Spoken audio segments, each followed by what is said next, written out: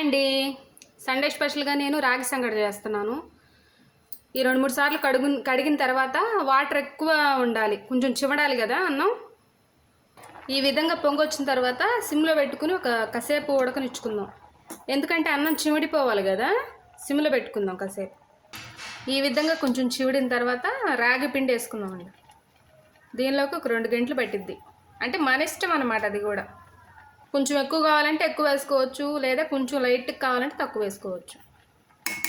దీనికి నేను 2 గంటలు వేస్తున్నాను అనమాట.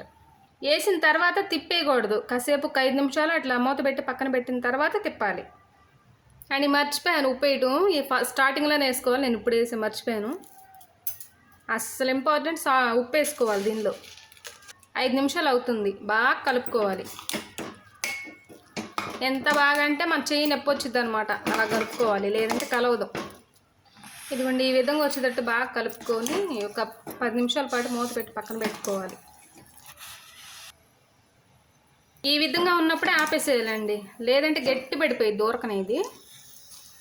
దీనికి కాంబినేషన్ మటన్ తలకాయ చారు, చాలా బాగుంటుంది.